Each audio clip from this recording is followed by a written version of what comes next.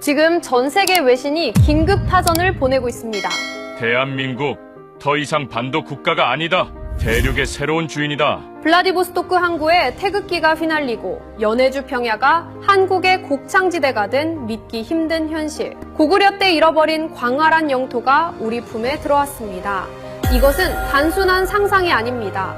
미 펜타곤 지하 벙커에서 유출된 미래 시뮬레이션의 충격적 결말. 러시아가 한국과 혈맹을 맺을 수도 있습니다. 미국조차 경악하며 숨겨왔던 그 시뮬레이션. 지금 바로 공개합니다. 지금부터 제가 들려드릴 이야기는 여러분이 알고 있던 한반도의 운명을 송두리째 뒤집어 놓을 충격적인 진실입니다. 도저히 일어날 수 없을 것 같았던 그날, 밤의 일들은 역사의 물줄기를 완전히 다른 곳으로 돌려놓았습니다. 그해 11월의 어느 차가운 새벽이었습니다. 용산 대통령실. 지하벙커인 국가위기관리센터는 평소와 다름없이 팽팽한 긴장감이 감돌고 있었습니다.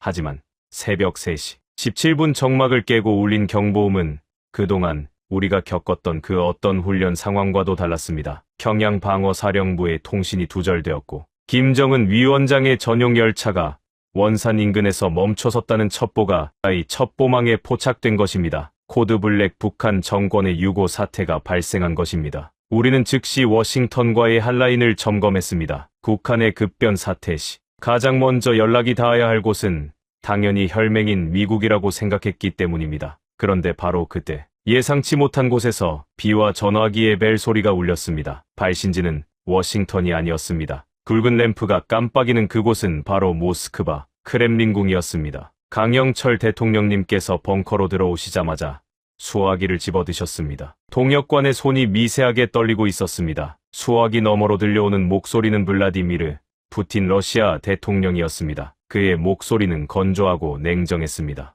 강 대통령 평양의 상황은 파악하고 있겠지요. 푸틴은 서론 없이 본론으로 들어갔습니다. 대통령님께서는 침착하게 응수하셨습니다. 예의주시하고 있습니다. 미국과 긴밀히 협의 중입니다. 그러자 푸틴이 코웃음을 치듯 짧게 웃으며 말했습니다. 미국은 너무 멀리 있고 중국은 너무 가깝습니다. 지금 중국 인민해방군 북부전구 병력 30만 명이 압록강 도하를 준비하고 있다는 걸 알고 있습니까? 그들은 평양을 접수하고 북한을 자신들의 동북 사성으로 만들 겁니다. 벙커 안에 참모들이 술렁거렸습니다. 중국의 군사 개입은 우리도 우려하던 최악의 시나리오였습니다. 하지만 푸틴의 다음 말은 우리의 상상을 초월하는 것이었습니다. 러시아는 지금 서쪽 전선에 집중하느라 극동을 지킬 여력이 부족합니다. 중국이 북한을 삼키면 다음은 연해주입니다. 블라디보스토크가 중국인들의 거리가 되는 꼴을 나는 두고 볼 수 없습니다. 푸틴의 목소리에는 짙은 위기감과 함께 기묘한 결기가 서려 있었습니다. 우크라이나 전쟁 이후 국력이 소진된 러시아에게 중국의 경제적, 인구학적 잠식은 나토의 동진보다 더 무서운 실존적 공포였던 것입니다. 푸틴은 잠시 침묵하더니 믿을 수 없는 제안을 던졌습니다. 강 대통령 제안을 하나 하겠습니다. 중국군이 압록강을 넘지 못하게 우리가 막겠습니다. 대신 한국이 북한 지역을 통제하십시오. 그리고 연해주를 한국에게 맡기겠습니다. 순간 통역관이 말을 잇지 못하고 저를 쳐다보았습니다. 저 역시 제 귀를 의심했습니다. 연해주를 맡기겠다니. 그게 무슨 뜻입니까? 대통령님께서 되물으셨습니다. 연해주를 맡긴다는 게 무슨 의미입니까? 영토 할양을 말하는 겁니까? 푸틴은 마치 준비된 원고를 읽듯 거침없이 말했습니다. 형식은 임차든 공동관리든 상관없습니다. 실질적인 통치권과 경제, 개발권을 한국에 넘기겠다는 겁니다. 우리에게 필요한 건 중국을 막아줄 강력한 방패입니다. 통일된 한국이 그 방패가 되어 주십시오. 당신들의 잃어버린 땅을 되찾고 싶지 않습니까? 그것은 악마의 제안이자 천년 만에 찾아온 기회였습니다. 모두가 미친 소리라고 생각하며 서로의 얼굴만 쳐다보고 있을 때 강영철 대통령님의 눈빛만이 다르게 빛나고 있었습니다. 대통령님은 직감적으로 알고 계셨습니다. 이것이 단순한 외교적 수사가 아니라 생존을 위해 몸부림치는 러시아의 마지막 승부수라는 것을 말입니다. 러시아는 중국이라는 거대한 용에게 먹히느니 차라리 한국이라는 호랑이의 등을 타고 견제하겠다는 계산이었습니다. 대통령님은 수화기를 꽉 쥐며 놨고 단호한 목소리로 말씀하셨습니다. 구체적인 조건이 뭡니까? 말로만 하는 약속은 믿을 수 없습니다. 푸틴은 기다렸다는 듯이 대답했습니다. 내 복심인 빅토르 볼코프 장관을 포크로 보내겠습니다. 당신이 가장 신뢰하는 사람을 지금 당장 그곳으로 보내십시오. 미국과 중국 그 누구도 알아서는 안 됩니다. 꼬리가 밟히는 순간 거래는 없던 일이 될 겁니다. 전화가 끊어지고 벙커 안에는 무거운 침묵만이 흘렀습니다. 심장박동 소리가 들릴 만큼 고요했습니다. 대통령님께서는 천천히 고개를 돌려 저를 바라보셨습니다. 그분의 눈빛은 이미 결단을 내린 듯 뜨겁게 타오르고 있었습니다. 한 차장, 네, 카카. 지금 즉시 극동으로 갈 준비를 하게 자네가 가서 직접 확인해봐. 이 제안이 우리 민족의 비상을 위한 날개가 될지 아니면 파멸로 이끄는 덫이 될지. 저는 마른 침을 삼켰습니다. 이것은 단순한 특사 파견이 아니었습니다. 대한민국의 운명을 건 도박판의 첫 번째 패를 던지러 가는 길이었습니다. 저는 떨리는 손을 감추며 굳건히 대답했습니다. 알겠습니다, 카카. 하지만 그때까지만 해도 저는 몰랐습니다. 블라디보스토크의 안개 속에서 저를 기다리고 있는 것이 단순한 협상 테이블이 아니라 목숨을 건 첩보전의 시작이라는 사실을 말입니다. 깎개는 거센 비가 내리고 있었고 북쪽 하늘은 붉게 물들어가고 있었습니다. 대통령님의 특명을 받은 저는 그 길로 성남 서울공항이 아닌 강원도 속초항으로 향했습니다. 고안 유지를 위해 공군기가 아닌 해양경찰의 비공개 작전선을 이용해야 했기 때문입니다. 꼬박 하루가 넘는 항해 끝에 칠흑 같은 동해 바다를 가로지르는 동안 제 머릿속은 터질 듯 복잡했습니다. 과연 러시아의 제안이 진심일까? 아니면 우리를 이용해 미국과 중국을 동시에 견제하려는 위험한 불장난일까? 파도가 선체를 때릴 때마다 제 의구심도 함께 요동쳤습니다. 이튿날 새벽 안개가 자욱한 블라디보스토크 외곽의 루스키 섬 약속 장소는 지도에도 나오지 않는 폐쇄된 구소련 해군 기지의 지하 벙커였습니다. 007 영화에서나 볼 법한 접선 장소였지만 현장의 공기는 영화보다 훨씬 차갑고 무거웠습니다. 곰팡이 냄새와 녹슨, 철 냄새가 진동하는 그곳에서 저를 기다리고 있던 인물은 푸틴의 최측근이자 극동 개발의 전권을 쥐고 있는 빅토르 볼코프 장관이었습니다. 그는 거구의 몸집에 날카로운 회색 눈동자를 지닌 전형적인 슬라브 전사의 모습이었습니다. 한 차장 먼 길 오느라 고생했습니다. 보드카라도 한 잔 권하고 싶지만 시간이 없군요. 볼코프는 의례적인 인사는 생략한 채 탁자 위에 놓인 대형 태블릿에 전원을 켰습니다. 어두운 벙커 안에서 푸르스름한 빛이 우리 두 사람의 얼굴을 비췄습니다. 화면에 뜬 지도를 보는 순간 저는 숨이 턱 막히는 전율을 느꼈습니다. 그것은 제가 예상했던 수준의 지도가 아니었습니다. 이것이 진심입니까? 제 목소리는 저도 모르게 떨리고 있었습니다. 지도에는 두만강 하구의 작은 영토가 아니라 블라디보스토크와 나오카를 포함한 연해주 남부 전, 즉 과거 발해의 솔빈부와 남해부가 위치했던 광활한 영토가 붉은색 실선으로 표시되어 있었습니다. 서울과 경기도를 합친 것보다 훨씬 더 넓은 땅이었습니다. 러시아는 지금 인구 절벽에 직면해 있습니다. 볼코프가 무겁게 입을 열었습니다. 우크라이나 전쟁 이후 젊은 남성들은 서쪽 전선으로 떠났고 극동의 인구 공동화 현상은 통제 불가능한 수준입니다. 반면 국경 너머 중국 동북 삼성에는 1억 명이 넘는 중국인들이 살고 있죠. 그들은 자본을 앞세워 이미 우리 땅의 농경지와 상권을 잠식했습니다. 블라디보스토크 시내 간판의 절반이 중국어로 바뀌는 건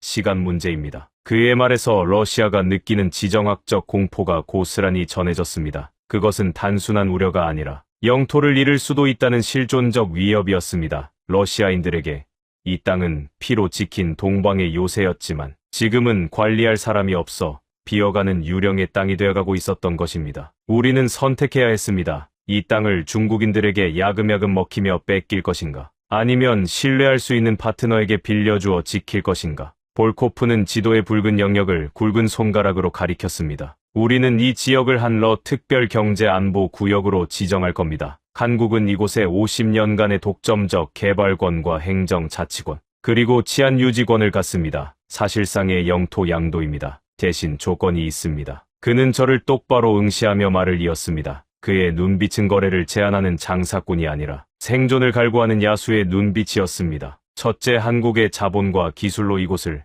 5년 안에 완벽한 산업기지로 만드십시오. 둘째, 통일 한국군 중정예 병력 5만 명 이상을 이 구역에 상주시키십시오. 명분은 치안 유지지만 실제 목적은 중국군의 북진을 막는 인계철선 역할입니다. 기가 막힌 전략이었습니다. 러시아는 한국을 방패막이 삼아 피 한 방울 흘리지 않고 중국을 견제하겠다는 것이고, 우리 입장에서는 꿈에 그리던 풍토를 사실상 수복하는 셈이었습니다. 이것은 1860년 베이징 조약으로 청나라가 연해주를 러시아에 넘긴 지 160여 년 만에 찾아온 역사의 수레바퀴를 되돌릴 기회였습니다. 아니, 단군 이래 우리 민족이 처음으로 대륙의 주인이 될 수 있는 순간이었습니다. 한국이 이 제안을 거절한다면 우리는 어쩔 수 없이 중국과 타협해야 합니다. 그러면 통일 한국의 국경은 압록강이 아니라 부산 앞바다가 될 수도 있겠지요. 중국이 북한을 삼키고 나면 그 다음은 어디겠습니까? 볼코프의 마지막 말은 협박이 아닌 서늘한 경고였습니다. 저는 긴장으로 목이 타들어가는 것을 느끼며 떨리는 손으로 지도 데이터가 담긴 암호와 USB를 집어들었습니다. 차가운 금속성이 손바닥에 닿는 순간 온몸에 소름이 돋았습니다. 이 작은 칩 안에 대한민국의 미래를 바꿀 열쇠가 들어 있었습니다. 대통령님께 전하십시오. 시간이 없습니다. 베이징의 첩보망이 냄새를 맡기 전에 결단을 내려야 합니다. 볼코프와의 짧은 만남을 뒤로하고 벙커를 빠져나왔습니다. 밖에는 여전히 비가 내리고 있었지만 새벽 여명이 밝아오며 블라디보스토크 항구의 거대한 크레인들이 희미하게 모습을 드러내고 있었습니다. 저 거대한 항구가 우리 것이 된다면, 부산에서 출발한 열차가 이곳을 지나 시베리아를 넘어 유럽까지 달린다면 상상만으로도 가슴이 벅차올랐습니다. 하지만 벙커를 나서는 제 등 뒤로 식은땀이 흘렀습니다. 너무나 거대하고 파격적인 제안, 그렇기에 더욱 위험한 제안이었습니다. 이 엄청난 미략을 과연 주변국들이, 특히 저 국경 너머 붉은 용이 가만히 지켜보고만 있을까? 저는 옷깃을 여미며 대기 중이던 차량에 올랐습니다. 그때였습니다. 주머니 속의 위성 전화기가 진동했습니다. 발신자 표시 제한 서울이 아닌 현지에서 걸려온 전화였습니다. 저는 불길한 예감을 애써 누르며 통화 버튼을 눌렀습니다. 수화기 너머로 들려온 목소리는 한국어도 러시아어도 아니었습니다. 기계적으로 변조된 듯한 낮고 탁한 목소리가 중국어로 짧게 속삭였습니다. 한 차장 쥐처럼 숨어다니는 건 거기까지다. 온몸에 피가 얼어붙는 것 같았습니다. 그들은 이미 알고 있었습니다. 제가 이곳에 있다는 것을, 그리고 우리가 무엇을 꾸미고 있는지까지도 말입니다. 차창 밖으로 보이는 평화로운 항구의 풍경이 순식간에 전쟁터처럼 보이기 시작했습니다. 전화가 끊어진 뒤 먹통이 된 휴대폰을 쥐고 저는 멍하니 창밖을 바라보았습니다. 등골을 타고 흐르는 식은땀이 셔츠를 적셨습니다. 그 짧은 중국어 한마디는 단순한 경고가 아니었습니다. 그것은 거대한 폭풍이 몰려오고 있다는 신호탄이었습니다. 같은 시각 베이징 중난하이 인근의 중국 국가안전부 도청센터. 수천 개의 모니터가 우웅거리는 게임 속에서 붉은 경고등 하나가 켜졌습니다. 러시아 극동 지역의 통신 패턴을 감시하던 인공지능 시스템이 특이 움직임을 감지한 것입니다. 부부장 동지 블라디보스토크에서 한국 방면으로 고위급 통신이 급증하고 있습니다. 러시아 정부 전용 회선이 활성화되었고 수신 지역이 서울 용산입니다. 보고를 받은 리웨이 국가안전부 부부장의 눈썹이 꿈틀거렸습니다. 그는 백내에서 가장 위험한 인물로 통하는 첩보계의 거물이었습니다. 리웨이의 입가에 비릿한 미소가 번졌습니다. 그는 즉시 상황을 파악했습니다. 북한의 붕괴 조짐, 푸틴의 침묵, 그리고 한국 특사의 은밀한 움직임, 흩어져 있던 퍼즐 조각들이 맞춰지는 순간이었습니다. 푸틴, 이 교활한 늙은 여우가 감히. 리웨이는 책상을 내리쳤습니다. 중국에게 북한 붕괴는 단순한 이웃나라의 문제가 아니었습니다. 그것은 입술이 없으면 이가 시리다는 순망치 안의 안보 논리를 넘어 동북아 패권의 완성을 위한 마지막 관문이었습니다. 중국은 이미 북한 급변 사태 시 평양을 점령하고 치안을 유지한다는 명분으로 괴뢰 정권을 세우거나 아예 자국 영토로 편입하려는 동북 사성 계획을 수립해둔 상태였습니다. 그런데 감히 한국과 러시아가 그들 몰래 판을 새로 짜고 있었던 것입니다. 이것은 잠자는 용의 영린을 건드린 것이나 다름없었습니다. 보고는 즉시 시진핑 주석에게 올라갔고 반응은 즉각적이었습니다. 베이징의 지시는 간결하고도 무시무시했습니다. 작전명 붉은 폭풍 1급 전비 태세 발령. 그날 밤 인공위성 사진에는 믿기 힘든 광경이 포착되었습니다. 야오닝성 선양과 달엔에 주둔하던 중국 인민해방군 북부전구 소속 기갑부대들이 일제히 엔진을 켜고 압록강을 향해 이동하기 시작한 것입니다. 끝이 보이지 않는 탱크와 장갑차의 행렬이 내뿜는 매연이 만주 벌판을 뒤덮었습니다. 땅이 울리고 새들이 놀라 날아올랐습니다. 그것은 단순한 훈련이 아니었습니다. 명백한 침공 준비였습니다. 서울 용산 대통령실 지하 벙커는 다시 한번 발칵 뒤집혔습니다. 제가 블라디보스토크에서 보낸 암호 전문이 도착하기도 전에 미군 정찰위성이 먼저 중국군의 이동을 포착한 것입니다. 대통령님, 중국군 움직임이 심상치 않습니다. 압록강 접경 지역에 집결한 병력만 30만입니다. 이건 단순한 무력 시위가 아닙니다. 보아 준비를 하고 있습니다. 우교를 설치하려는 움직임도 포착되었습니다. 국방부 장관의 다급한 보고에 벙커 안은 공포에 휩싸였습니다. 중국이 우리가 러시아와 손을 잡았다는 것을 눈치챈 것이 분명했습니다. 미국 측 반응은 어떻습니까? 워싱턴도 당황하고 있습니다. 중국이 이렇게 노골적으로 대규모 병력을 움직일 줄은 몰랐던 겁니다. 미 합참의장은 우리에게 도발하지 말고 대기하라는 메시지만 보내오고 있습니다. 참모들 사이에서 격론이 벌어졌습니다. 각하, 지금이라도 러시아와의 협상을 중단해야 합니다. 중국과 전면전을 치를 수는 없습니다. 미국도 도와주지 않을 겁니다. 신중론자들의 비명에 가까운 외침이 터져나왔습니다. 하지만 반대편에서는 강경론이 맞섰습니다. 무슨 소리입니까? 지금 물러서면 북한 땅은 영원히 중국의 식민지가 됩니다. 연해주는커녕 휴전선 이북을 다 뺏기게 생겼는데 보고만 있자는 겁니까? 강영철 대통령님은 눈을 감은 채 묵묵히 듣고만 계셨습니다. 테이블 위에는 제가 전송한 연해주 지도가, 정면의 스크린에는 압록강으로 진격하는 중국군의 위성 사진이 띄워져 있었습니다. 선택의 시간은 얼마 남지 않았습니다. 러시아의 제안을 받아들여 중국과 맞설 것인가? 아니면 미국의 뜻대로 굴복하여 역사의 죄인이 될 것인가?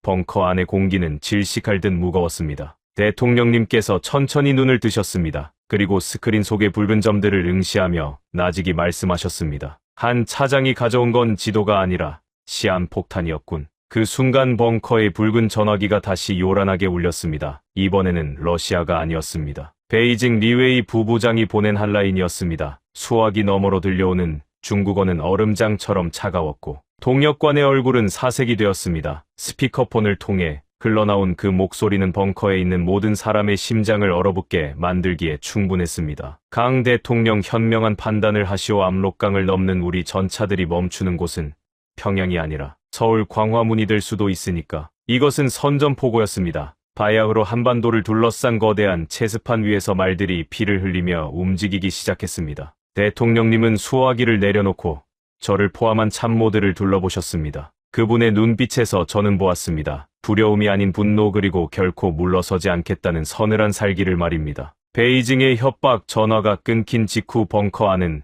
그야말로 초상집 분위기였습니다. 참모들은 사색이 되어 우왕좌왕했고 일부는 당장이라도 짐을 싸서 도망치고 싶은 표정이었습니다. 중국이 서울을 불바다로 만들겠다고 공언한 마당에 이성이 마비되는 건 어쩌면 당연한 일이었습니다. 하지만 저는 방금 전 대통령님의 눈빛을 잊을 수가 없었습니다. 강영철 대통령님은 오히려 차분해지셨습니다. 그분은 책상 위에 놓인 붉은색 수화기를 응시하며 깊은 생각에 잠기셨습니다. 한 차장, 자네 생각은 어떤가? 대통령님의 갑작스러운 질문에 저는 정신이 번쩍 들었습니다. 중국은 허세가 아닙니다. 실제로 움직이고 있습니다. 하지만 그들이 가장 두려워하는 건 우리 군대가 아닙니다. 그렇지, 바로 미국이지. 대통령님은 고개를 끄덕이며 의자에서 일어나셨습니다. 지금 중국이 저렇게 날뛰는 건 미국의 무기는 없이는 불가능하다고 판단했기 때문이야. 반대로 말하면 미국이 확실한 시그널을 주면 중국도 멈칫할 수밖에 없어. 문제는 미국을 어떻게 설득하느냐야. 그것이 이 거대한 도박의 가장 어려운 난관이었습니다. 미국에게 통일 한국은 양날의 검입니다. 북한의 핵 위협이 사라지는 건 환영할 일이지만 통일 한국이 너무 강해져서 중국이나 러시아 편에 붙는 건 미국이 가장 경계하는 시나리오였습니다. 게다가 러시아와 손을 잡고 연해주까지 진출한다면 미국은 한국을 통제 불가능한 변수로 볼 것이 뻔했습니다. 백악관을 연결해 대통령님의 지시에 통신실장이 비화기를 작동시켰습니다. 잠시 후 모니터 화면이 켜지고 워싱턴 백악관 상황실의 모습이 드러났습니다. 미국 대통령과 국무장관 그리고 합참의장이 심각한 표정으로 앉아 있었습니다. 그들은 이미 중국군의 이동 상황을 실시간으로 보고받고 있었습니다. 미스터 강, 지금 대체 무슨 짓을 벌이고 있는 겁니까? 미국 대통령의 첫마디는 날카로웠습니다. 러시아와 밀약을 맺었다는 게 사실입니까? 푸틴과 손을 잡고 중국을 자극하다니. 이건 동맹에 대한 배신입니다. 당장 멈추십시오. 이해 상대로였습니다. 미국은 격앙되어 있었습니다. 그들은 우리가 상의도 없이 판을 키운 것에 분노하고 있었습니다. 하지만 강 대통령님은 물러서지 않았습니다. 미스터 프레지던트, 지금 멈추면 한반도 북쪽은 중국의 동북 사성이 됩니다. 그러면 미국의 태평양 방어선은 압록강이 아니라 휴전선 바로 코앞까지 밀려나게 됩니다. 그걸 원하십니까? 그렇다고 러시아와 손을 잡습니까? 그건 악마와의 거래입니다. 러시아는 지금 죽어가는 곰입니다. 우리가 그 곰의 가죽을 빌려 입고 중국이라는 용을 막겠다는 겁니다. 생각해 보십시오. 우크라이나 전쟁 이후 러시아는 힘이 빠졌습니다. 그 빈자리를 중국이 채우고 있습니다. 만약 연해주가 중국 손에 넘어가면 동해는 중국의 호수가 됩니다. 그러면 일본도 안전하지 않습니다. 강 대통령님의 목소리에는 힘이 실려 있었습니다. 우리가 연해주를 관리하게 되면 중국은 북쪽과 동쪽에서 동시에 포위됩니다. 통일 한국이 러시아의 등 뒤를 지키고 미국의 태평양 전략을 완성하는 쐐기돌이 되는 겁니다. 이것이야말로 귀국이 원하는 완벽한 중국 봉쇄 전략 아닙니까? 화면 속 미국 대통령과 참모들이 서로의 얼굴을 쳐다보았습니다. 그들의 눈동자가 흔들리는 것이 보였습니다. 강 대통령님은 그 틈을 놓치지 않았습니다. 우리는 미국의 승인 없이는 전쟁을 하지 않습니다. 하지만 미국이 우리의 생존을 방해한다면 우리는 독자적인 길을 갈 수밖에 없습니다. 선택하십시오. 중국이 평양을 삼키게 둘 것인지 아니면 한국이 대륙의 방파제가 되어 자유 진영의 최전선을 지키게 할 것인지. 그것은 협박이 아닌 호소이자 냉철한 제안이었습니다. 미국이 수십 년간 고민해온 중국 견제라는 난제를 한국이 주도적으로 해결해주겠다는 역제안이었습니다. 긴 침묵이 흘렀습니다. 1분이 1시간처럼 느껴졌습니다. 벙커 안에 모든 사람이 숨을 죽이고 화면만 바라보았습니다. 마침내 미국 대통령이 입을 열었습니다. 강 대통령, 당신의 제안은 미친 짓입니다. 너무나 위험합니다. 그는 잠시 말을 멈추더니 안경을 고쳤으며 덧붙였습니다. 하지만 전략적으로는 내혹적이군요. 좋습니다. 미 합참의 지시에서 실함대를 동해 북부로 이동시키겠습니다. 단 조건이 있습니다. 말씀하십시오. 이 작전의 모든 책임은 한국이 집니다. 만약 실패해서 중국과 전면전이 벌어지면 미군은 개입하지 않습니다. 우리는 오직 억제력만 제공할 뿐입니다. 그리고 연해주에서의 개발권 중 에너지 부문은 미국 기업이 참여하게 해주십시오. 역시 철저한 비즈니스맨다운 계산이었습니다. 하지만 그것으로 충분했습니다. 미국의 묵인과 간접적인 지원. 그것이야말로 우리가 필요로 했던 마지막 퍼즐 조각이었습니다. 약속하겠습니다. 통화가 끝나자마자 벙커 안에서는 안도의 한숨이 터져 나왔습니다. 대통령님은 넥타이를 거칠게 풀어헤치며 의자에 깊숙이 몸을 기댔습니다. 이마에는 송글송글 땀이 맺혀 있었습니다. 한 차장, 이제 주사위는 던져졌어. 미국도 우리 편에 섰다. 대단하셨습니다.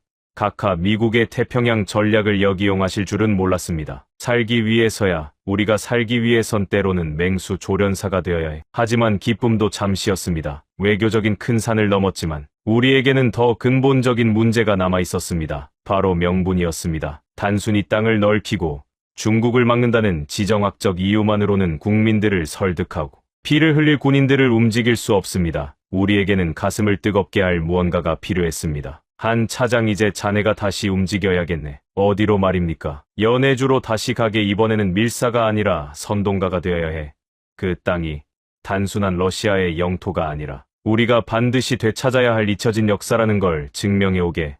그곳에 우리를 기다리는 사람들이 있지 않은가. 대통령님의 말씀에 저는 머리를 한 대 맞은 듯 했습니다. 그렇습니다. 그 땅에는 100여 년 전 나라를 잃고 쫓겨나 척박한 동토를 개척했던 우리 선조들의 피와 눈물이 서려 있었습니다. 고려인, 그 슬픈 이름이 제 가슴을 쳤습니다. 알겠습니다, 각하. 그들의 목소리를 담아오겠습니다. 저는 다시 짐을 챙겼습니다. 이번에는 첩보전이 아니라 잊혀진 기억을 찾아 떠나는 여정이었습니다. 하지만 벙커를 나서기 직전 국정원장이 다급하게 저를 불러세웠습니다. 그의 표정은 방금 전 미국의 승인을 받았을 때와는 딴판으로 어두웠습니다. 한 차장, 가기 전에 이걸 좀 보셔야겠습니다. 그가 내민 태블릿 화면에는 흐릿한 흑백 사진 한 장이 떠 있었습니다. 연해주 우수리스크의 한 허름한 마을 입구에 세워진 비석 사진이었습니다. 그런데 그 비석 뒤로 검은 양복을 입은 사내들이 무언가를 설치하고 있었습니다. 중국 공작원들입니다. 그들이 연해주 내의 항일 유적지들을 훼손하고 있습니다. 고려인 지도자 몇 명이 어제 저녁부터 연락 두절입니다. 피가 거꾸로 솟는 기분이었습니다. 놈들은 알고 있었습니다. 우리가 무엇을 명분으로 삼으려는지 말입니다. 중국은 군사적 침공뿐만 아니라 우리의 역사적 뿌리마저 잘라버리려 하고 있었습니다. 저는 주먹을 꽉 쥐었습니다. 이제 이 싸움은 단순한 영토 전쟁이 아니었습니다. 우리의 영혼을 지키기 위한 성전이 시작되고 있었습니다. 다시 밟은 연해주의 땅은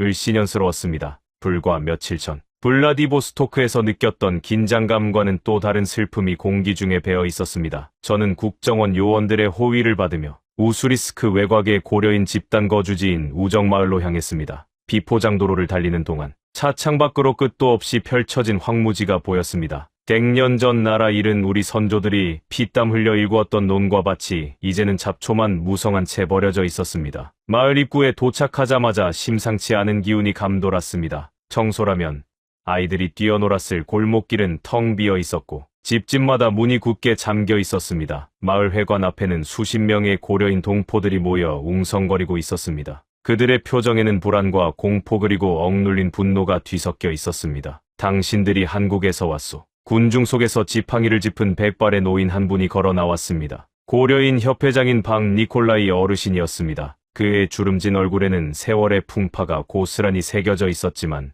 눈빛만은 형형하게 살아 있었습니다. 네, 회장님, 대한민국 정부에서 왔습니다. 무슨 일이 있었던 겁니까? 박 회장님은 저를 뚫어지게 쳐다보시더니 깊은 한숨을 내쉬었습니다. 어젯밤이었소. 검은 차를 탄 놈들이 들이닥쳐서 마을 청년회장과 학교 선생님을 끌고 갔소. 그 놈들 중국말을 쓰더군. 우리더러 당장 짐 싸서 떠나라고 했소. 여기가 곧 전쟁터가 될 거라고 말이오. 주변에 있던 할머니들이 울먹이며 말을 보탰습니다. 우리 아버지 할아버지가 어떻게 지킨 땅인데 또 쫓겨나란 말이오. 스탈린 때 중앙아시아로 끌려갔다가 겨우 돌아왔는데 이제는 중국 놈들이 나가라니 이게 무슨 날벼락이오. 가슴이 미어지는 것 같았습니다. 일제강점기에는 독립운동의 기지였고 강제 이주의 아픔을 겪은 뒤 다시 돌아온 약속의 땅 연해주.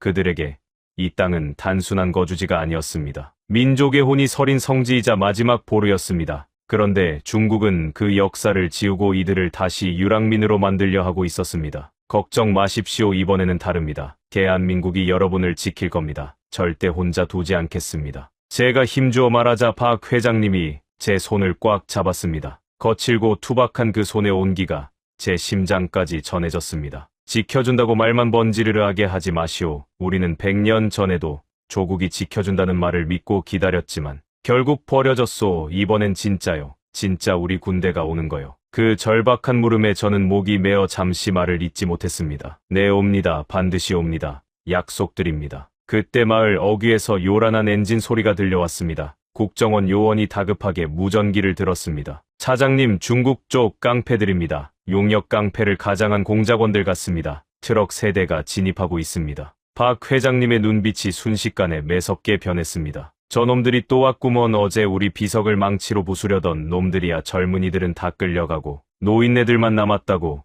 우릴 얕보는 게지. 트럭에서 내린 건 쇠파이프와 강목을 든 건장한 사내들이었습니다. 그들은 험악한 중국어로 욕설을 퍼부으며 마을 회관 쪽으로 다가왔습니다. 그들의 목표는 명확했습니다. 회관 옆에 세워진 안중근 의사 단지 동맹 기념비였습니다. 우리 민족 독립운동의 상징과도 같은 그 비석을 훼손함으로써 고려인들의 길을 꺾으려는 심산이었습니다. 마가, 저것만은 절대 안 돼. 박 회장님이 지팡이를 휘두르며 앞장섰습니다. 힘없는 노인들이 서로 팔짱을 끼고 비석 앞을 막아섰습니다. 놈들이 몽둥이를 휘두르며 위협했지만 누구 하나 물러서지 않았습니다. 비켜라 이 늙은이들아. 오늘부로 이 땅은 우리 대중화의 것이다. 선두에 선 놈이 박 회장님을 밀치려던 순간이었습니다. 멈춰. 제가 앞으로 나서며 소리쳤습니다. 동시에 제 뒤에 있던 국정원 요원들이 품에서 권총을 꺼내 들었습니다. 대한민국 정부의 허가 없이 이 구역에 침범하는 건 불법이다. 당장 물러가지 않으면 발포하겠다. 놈들은 총을 보자 멈칫했습니다. 설마 한국 정부 요원들이 무장까지 하고 있을 줄은 몰랐던 모양입니다. 하지만 그들의 대장인 듯한 자가 비릿하게 웃으며 말했습니다. 한국 정부 여기가 니들 땅인 줄 아나 본데 착각하지 마. 곧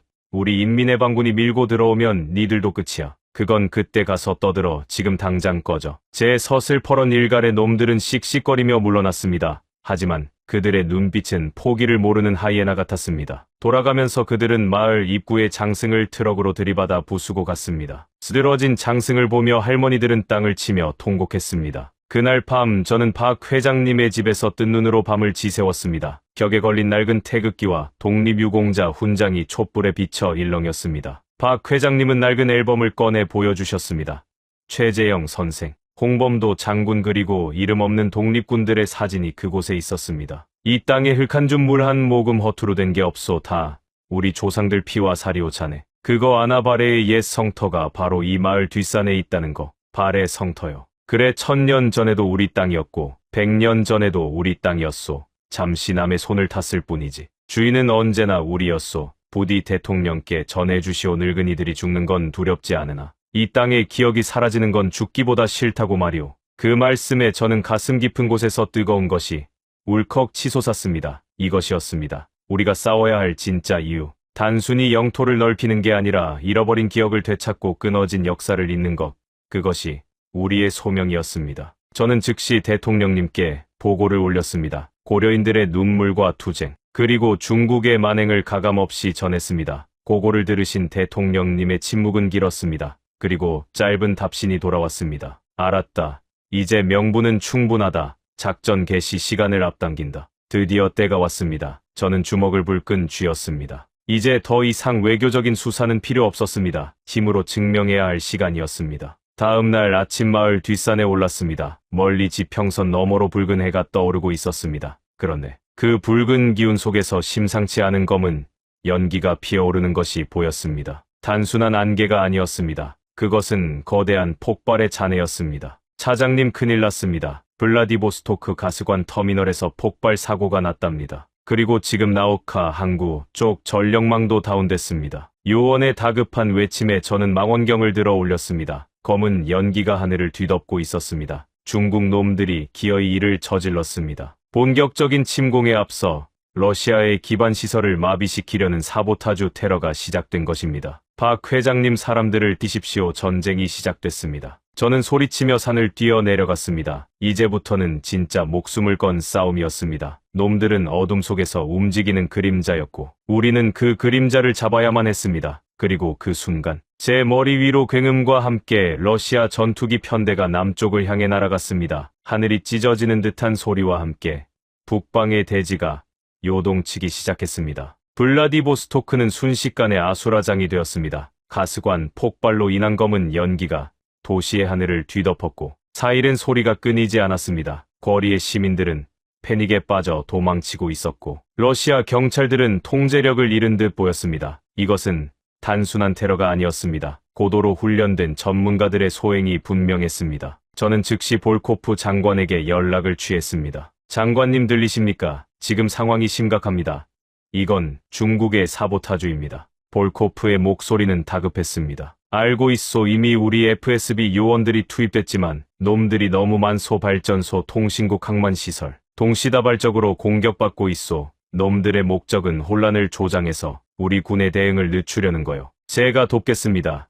우리 국정원 블랙 요원들이 근처에 있습니다. 그들은 이런 시가전에 특화된 전문가들입니다. 조소 좌표를 보내겠소. 지금 당장 루스키 섬에 해저 케이블 기지국으로 가주시오. 거기가 뚫리면 극동 전체의 통신이 마비되어 저는 즉시 요원들을 소집했습니다. 평범한 관광객이나 사업가로 위장하고 있던 국정원 최정예 요원 12명이 집결했습니다. 그들의 눈빛에는 살기가 돌았습니다. 목표는 루스키 섬 기지국이다. 적은 중국 국가안전부 소속 특수 공작원들이다. 생포는 필요 없다. 무력화시켜라. 알겠습니다. 우리는 방탄 차량에 나누어 타고 루스키 대교를 질주했습니다. 안개 낀 바다 위로 솟은 거대한 다리를 건너는 동안 제 심장은 터질 듯이 뛰었습니다. 기지국에 도착하자 이미 총격전이 벌어지고 있었습니다. 러시아 보안군들이 쓰러져 있었고 검은 복면을 쓴 괴한들이 기지국 내부로 침투하고 있었습니다. 진입해 요원들이 차에서 뛰어내리며 사격을 개시했습니다. 소음기를 장착한 총소리가 툭툭거리며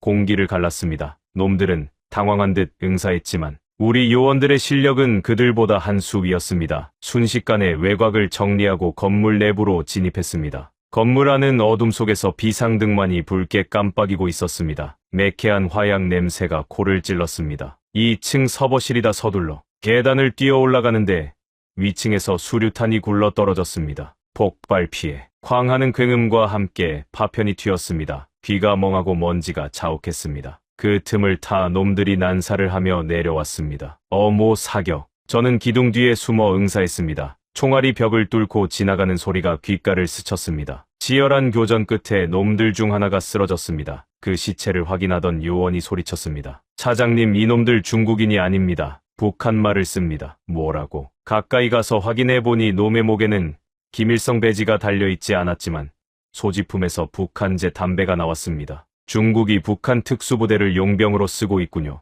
더럽게 노는군. 북한 정권이 붕괴 직전이라더니 중국이 그 혼란을 틈타 친중파 군인들을 포섭해 사병처럼 부리고 있는 것이었습니다. 동족끼리 총구를 겨누게 만드는 비열한 술책에 씨가 떨렸습니다. 서버실을 확보해라. 놈들이 폭탄을 설치했을 거다. 서버실 문을 폭파하고 들어가자 예상대로 메인 서버렉에 시한폭탄이 설치되어 있었습니다. 타이머는 3분을 가리키고 있었습니다. 폭발물 처리반 출신 요원이 다급하게 달려들었습니다. 이거 구조가 복잡합니다. 이중 트랩입니다. 땀방울이 요원의 이마에서 뚝뚝 떨어졌습니다. 밖에서는 잔당들과의 교전 소리가 계속 들려왔습니다. 1분 1초가 피를 말리는 시간이었습니다. 할 수 있겠나? 해봐야죠. 아니면 다 같이 죽는 거고. 요원의 손이 파란색 선과 붉은색 선 사이를 오갔습니다. 타이머는 어느새 30초를 남겨두고 있었습니다. 제 심장 박동 소리가 폭탄의 타이머 소리보다 더 크게 들리는 것 같았습니다. 10초 전 9, 8, 7. 요원이 눈을 질끈 감고 붉은 선을 잘랐습니다. 틱. 타이머가 2초에서 멈췄습니다. 성공입니다. 안도의 한숨을 내쉴 틈도 없이 무전기가 울렸습니다. 차장님, 놈들의 리더로 보이는 자가 보트를 타고 도주하고 있습니다. 창밖을 보니 항구 쪽으로 쾌속정 한 대가 물살을 가르며 달아나고 있었습니다. 저놈을 놓치면 배후를 캘 수 없다. 저는 즉시 요원 2명과 함께 추격에 나섰습니다. 부두에 세워진 러시아 해안경비대의 고속정을 급히 빌려 시동을 걸었습니다. 쫓아 저 놈 잡아. 파도를 가르며 맹렬한 추격전이 벌어졌습니다. 몸은 능숙하게 보트를 몰며 암초 사이를 빠져나갔습니다. 우리 요원이 기관총으로 위협 사격을 가했지만 놈은 멈추지 않았습니다. 오히려 놈의 보트에서 로켓포가 날아왔습니다. 회피 기동. 간발의 차이로 로켓포가 우리 배 옆 물속에서 터졌습니다. 물기둥이 솟구쳐 배가 심하게 흔들렸습니다. 저 놈 보통 내기가 아닙니다. 그때였습니다. 하늘에서 헬기 소리가 들리더니 러시아 공격 헬기가 나타났습니다. 여기에서 기관포가 불을 뿜었고 놈의 보트 엔진이 박살났습니다. 보트는 연기를 내뿜으며 멈춰섰습니다. 우리는 멈춰 선 보트에 접근해 놈을 끌어냈습니다. 놈은 피를 흘리면서도 도끼 어린 눈으로 저를 노려보았습니다. 이름이 뭐냐 소속은. 놈은 피 섞인 침을 뱉으며 웃었습니다. 내 이름 따위 알아서 뭐하게, 어차피 니들은 다 죽은 목숨이야. 리웨이 부부장 동지가 너희들의 목을 따라오고 있다. 역시 리웨이의 사냥개였습니다. 데려가서 신문의 놈들이 어디에 폭탄을 설치했는지 다 불게 만들어 요원들에게 놈을 넘기고 저는 다시 볼코프 장관에게 전화를 걸었습니다. 기지국은 지켰습니다. 놈들의 리더도 생포했고요. 수고했소. 한 차장 덕분에 최악은 면했소. 하지만 이건 시작일 뿐이오. 방금 들어온 정보에 따르면 중국군 선발대가 이미 압록강을 넘기 시작했소. 압록강으로 벌써 말입니까? 그렇소. 놈들은 북한 국경 경비대의 저항도 없이 무혈입성하고 있소. 북한 군부 내 친중파들이 문을 열어준 거요. 이 속도라면 평양까지 사흘이면 도착하오. 사흘 그 안에 우리가 평양을 먼저 장악하지 못하면 게임은 끝이었습니다. 우리 군은 언제 움직입니까? 한국군의 북진 준비는 끝났소. 문제는 명분이오. 북한 내부에서 우리를 불러들여야 하오. 그때 제 위성 전화기로 암호화된 메시지 하나가 도착했습니다. 발신자는 평양. 도와주시오. 우리는 중국의 노예가 되기 싫소. 제발 국군을 보내주시오. 그것은 북한군 내 민족파 세력이 보내온 피 맺힌 구조 요청이었습니다. 드디어 마지막 명분이 완성되었습니다. 저는 떨리는 손으로 대통령님께 메시지를 전송했습니다. 이제 그림자 전쟁은 끝났습니다. 진짜 전쟁이 시작될 차례였습니다. 창밖을 보니 먹구름 사이로 천둥이 치고 있었습니다. 마치 하늘이 곧 벌어질 피해 축제를 예고하는 것 같았습니다.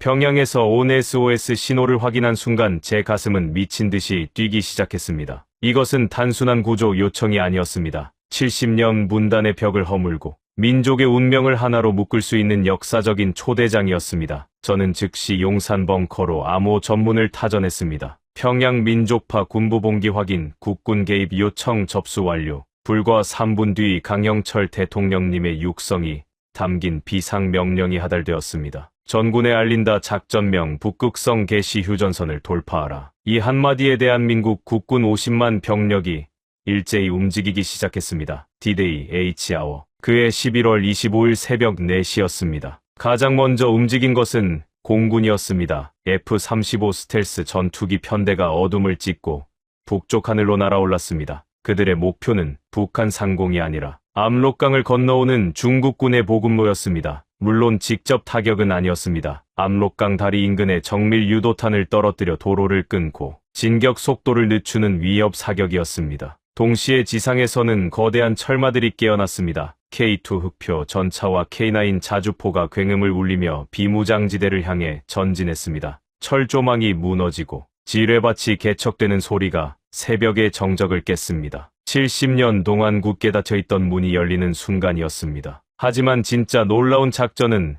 동해 바다에서 펼쳐지고 있었습니다. 저는 블라디보스토크 항구의 관제탑에서 그 장관을 목격했습니다. 동해의 수평선 너머에서 거대한 함대가 모습을 드러냈습니다. 세상에 저걸 좀 보십시오. 옆에 있던 러시아 장교가 입을 다물지 못했습니다. 대한민국 해군 제7기동전단이었습니다. 이지스함인 세종대왕함을 필두로 독도함과 마라도함, 그리고 수십 척의 구축함이 위용을 뽐내며 러시아 영해로 진입하고 있었습니다. 그들의 목적지는 원산이 아니었습니다. 바로 여기 블라디보스토크였습니다. 이것은 역사상 유례없는 동진 작전이었습니다. 육군은 북으로 진격하여 평양을 접수하고 해군은 동해를 거쳐 연해주에 상륙한 뒤 러시아군과 합류하여 중국군의 측면을 치는 양동 작전이었습니다. 한국 해군이 이렇게 강했나? 러시아 장교의 감탄 섞인 말에 저는 가슴이 벅차올랐습니다. 우리는 더 이상 반도에 갇힌 작은 나라가 아닙니다. 대양으로 대륙으로 뻗어나가는 나라입니다. 독도함 갑판 위에는 상륙 돌격 장갑차와 해병대원들이 가득 차 있었습니다.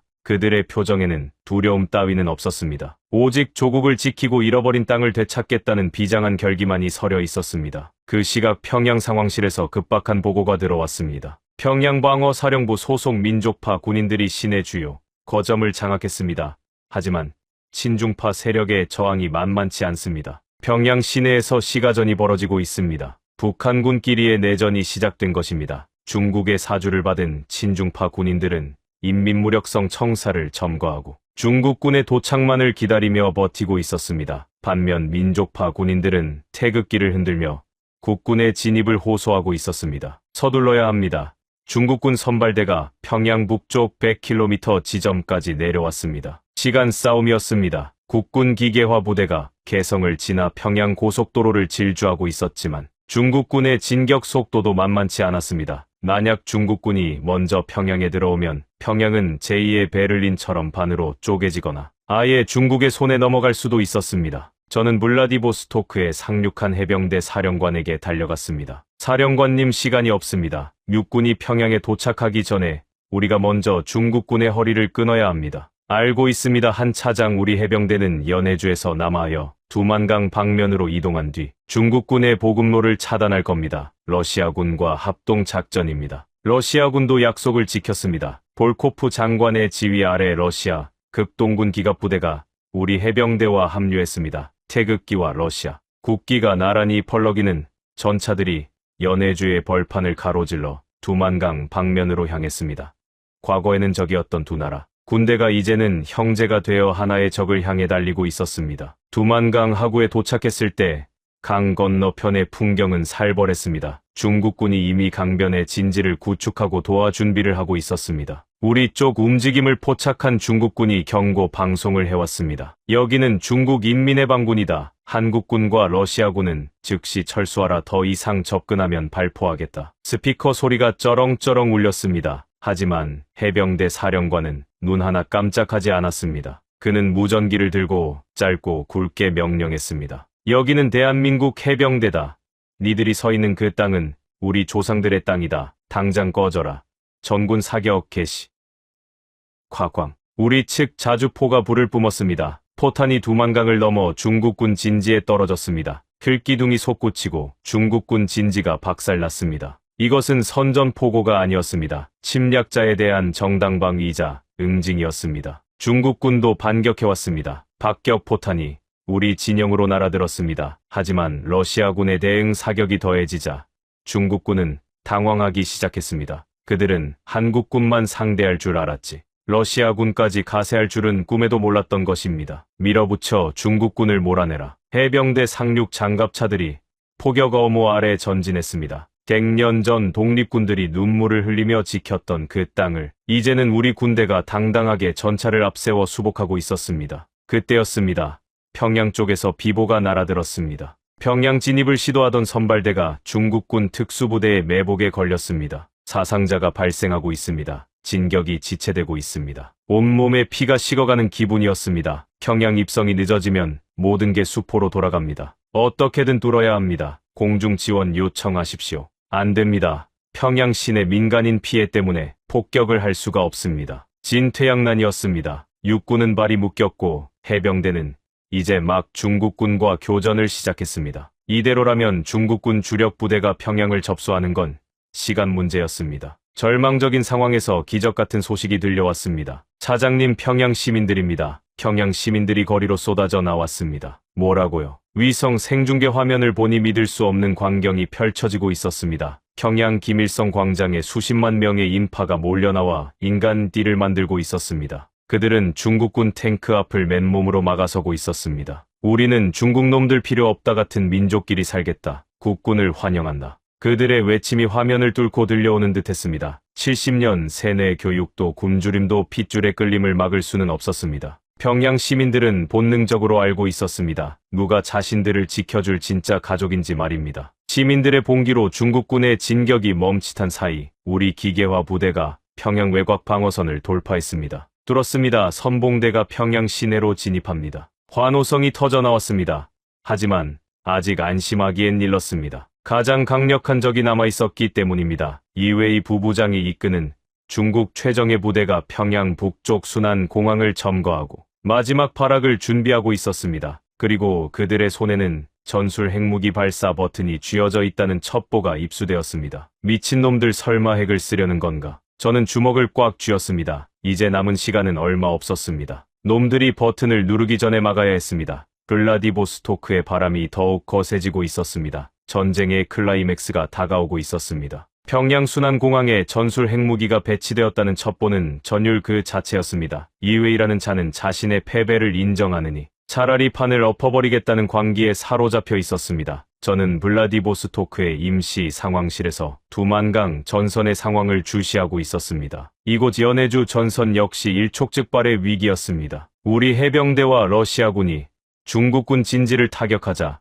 중국 북부전구 사령부는 미친 듯이 병력을 쏟아붓고 있었습니다. 군춘 쪽에서 밀려오는 중국군 기갑부대의 규모는 상상을 초월했습니다. 위성 사진으로 본 그들의 행렬은 마치 검은 강물이 범람하는 것 같았습니다. 이대로면 중과부적입니다. 우리 탄약도 바닥나고 있습니다. 해병대 사령관의 목소리에도 초조함이 묻어났습니다. 아무리 러시아군이 돕고 있다지만 중국의 인해 전술 앞에서는 역부족이었습니다. 저들은 경사들의 목숨을 소모품처럼 여기며 파도처럼 밀고 들어왔습니다. 버텨야 합니다. 평양 상황이 정리될 때까지 무조건 버텨야 합니다. 저는 이를 악물고 말했습니다. 두만강 전선이 뚫리면 중국군 주력이 연해주로 쏟아져 들어올 것이고 그러면 평양은 고립무원이 됩니다. 이곳은 단순한 국경이 아니라 대한민국의 생명선이었습니다. 그때 볼코프 장관이 상황실로 들어왔습니다. 그의 표정은 그 어느 때보다 비장했습니다. 한 차장 푸틴 대통령의 제가 떨어졌소. 무슨 제가입니까? 이스칸데르 미사일 발사 승인이요. 저는 제 귀를 의심했습니다. 이스칸데르는 전술 핵탄두 탑재가 가능한 러시아의 최신의 단거리 탄도 미사일이었습니다. 핵을 쓰겠다는 겁니까? 아니요, 재래식 탄두요. 하지만 위력은 충분하오. 중국 놈들에게 러시아 곰이 얼마나 무서운지 보여줄 때가 됐소. 잠시 후 블라디보스토크 인근 숲속에서 굉음이 울려 퍼졌습니다. 수십 발의 이스칸데르 미사일이 불기둥을 내뿜으며 하늘로 치솟았습니다. 그 모습은 마치 용이 승천하는 것 같았습니다. 미사일들은 정확하게 두만강 넘어 중국군 집결지를 향해 날아갔습니다. 쾅쾅쾅 지축을 뒤흔드는 폭발음이 국경을 넘어 들려왔습니다. 중국군 후방보급 기지와 지휘소가 불바다가 되었습니다. 하늘에서 내려다본 중국군 진영은 아비규환이었습니다. 무적이라던 중국군 기갑부대가 곧 철덩어리로 변해버렸습니다. 지금이다. 전군 돌격. 기회를 놓치지 않고 우리 해병대와 러시아군 전차 부대가 다시 진격했습니다. 혼란에 빠진 중국군은 지리멸렬하게 무너졌습니다. 두만강의 물결이 붉게 물들었지만 그것은 우리 병사들의 피가 아니라 침략자들의 피였습니다. 한편 평양 순안공항 상황은 더욱 긴박했습니다. 우리 특수전사령부 707 특임대와 미군 델타포스 연합팀이 공항 외곽에 침투해 있었습니다. 그들의 목표는 단 하나, 핵 발사가 이루어지기 전에 리웨이를 제거하고 발사 차량을 무력화하는 것이었습니다. 타겟 확인. 리웨이가 관제탑에 있다. 발사 차량은 활주로 중앙에 배치됨. 특수부대 팀장의 무전이 들려왔습니다. 발사 카운트다운 시작된 것 같습니다. 10분 남았습니다. 10분, 그 짧은 시간이 한반도의 운명을 결정짓게 되었습니다. 저는 손에 땀을 쥐고 모니터를 지켜보았습니다. 진입해 연막탄이 터지고 특수부대원들이 관제탑으로 돌진했습니다. 동시에 저격수들이 활주로 주변의 경비병들을 쓰러뜨렸습니다. 총격전 소리가 빗발쳤습니다. 리웨이는 관제탑 유리창 너머로 이 광경을 지켜보고 있었습니다. 그는 이미 이성을 잃은 상태였습니다. 다 죽어라, 다 같이 죽자. 그는 발사 버튼에 손을 올렸습니다. 그때였습니다. 대챙. 유리창이 깨지는 소리와 함께 리웨이의 어깨에서 피가 튀었습니다. 1km 밖에서 대기하던 우리 저격수의 총탄이 정확히 명중한 것입니다. 리웨이는 비명을 지르며 쓰러졌고 그 틈을 타 델타포스 대원들이 관제탑 내부로 진입했습니다. 손들어 움직이면 쏜다. 리웨이는 피를 흘리면서도 비릿한 웃음을 흘렸습니다. 늦었어. 이미 자동 발사 시퀀스가. 그의 말이 끝나기도 전에 활주로에 있던 발사 차량에서 굉음이 들렸습니다. 미사일 엔진이 점화된 것입니다. 안 돼. 저도 모르게 비명을 질렀습니다. 하지만 미사일은 하늘로 솟구치지 않았습니다. 대신 그 자리에 주저앉으며 검은 연기를 내뿜었습니다. 뭐야, 불발인가? 알고 보니 미리 침투해 있던 우리 측 특수부대원이 발사 직전 연료 주입 밸브를 물리적으로 차단해버린 것이었습니다. 미사일은 거대한 깡통이 되어버렸습니다. 작전 성공. 리웨이 생포 완료. 상황 종료. 무전기 너머로 들려오는 그 한마디의 상황실의 모든 사람이 환호성을 질렀습니다. 서로 얼싸안고 눈물을 흘리는 사람도 있었습니다. 저 역시 다리에 힘이 풀려 주저앉을 뻔했습니다. 드디어 끝났습니다. 길고 긴 악몽이 끝나는 순간이었습니다. 중국군은 평양에서도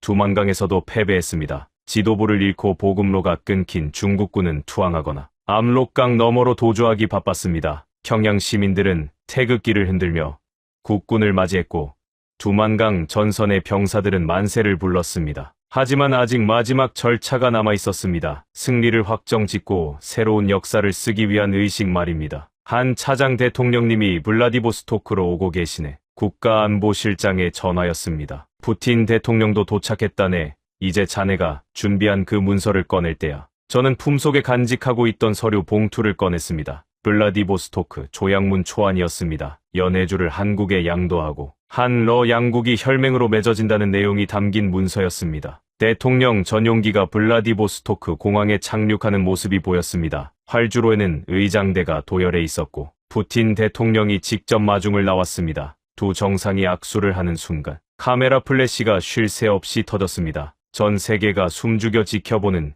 역사적인 순간이었습니다. 협상장인 극동연방대학교 회의실로 향하는 차 안에서 저는 창밖을 보았습니다. 전쟁의 상처로 얼룩진 도시였지만 그 위로 무지개가 떠 있었습니다. 비 온 뒤에 땅이 굳는다고 했던가요? 회의실에 도착하자 팽팽한 긴장감이 감돌았습니다. 투티는 여전히 속을 알 수 없는 포커페이스였고 강 대통령님은 당당하고 여유로운 표정이었습니다. 약속대로 중국은 물러갔소.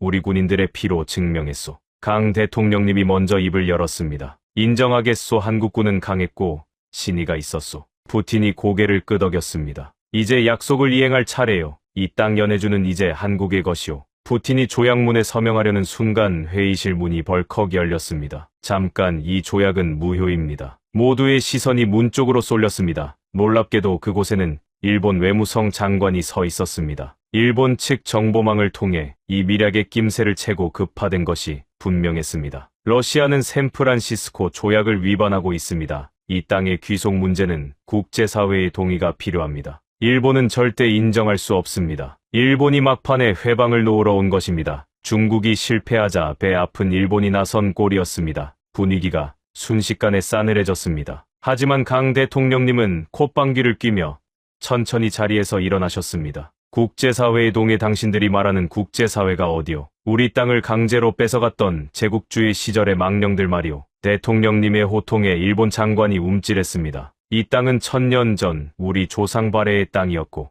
100년 전 우리 독립군들이 피 흘려 지킨 땅이오. 주인이 제 물건 찾겠다는데 도둑놈이 웬 참견이오. 통쾌한 일갈이었습니다. 푸틴도 흥미롭다는 듯 입꼬리를 올렸습니다. 일본 장관 내 기억엔 러시아와 일본은 아직 평화 조약도 맺지 않은 걸로 아는데 남의 나라 땅 거래에 끼어들 자격이 있나 나가시오. 푸틴의 축객령에 일본 장관은 얼굴이 불그락푸르락해져서 쫓겨나듯 나갔습니다. 방해꾼이 사라지자 두 정상은 서로를 마주보며 미소 지었습니다. 자, 이제 진짜 역사를 씁시다. 강 대통령님과 푸틴 대통령이 펜을 들었습니다. 텐촉이 종이에 닿는 사각거리는 소리가 회의실을 가득 채웠습니다. 그 소리는 마치 한반도의 지도가 새로 그려지는 소리처럼 들렸습니다. 서명이 끝나는 순간 창밖에서 함성이 들려왔습니다. 회의장 밖에 모인 고려인 동포들과 교민들이 태극기를 흔들며 만세를 부르고 있었습니다. 저는 가슴이 벅차올라 눈시울이 붉어졌습니다.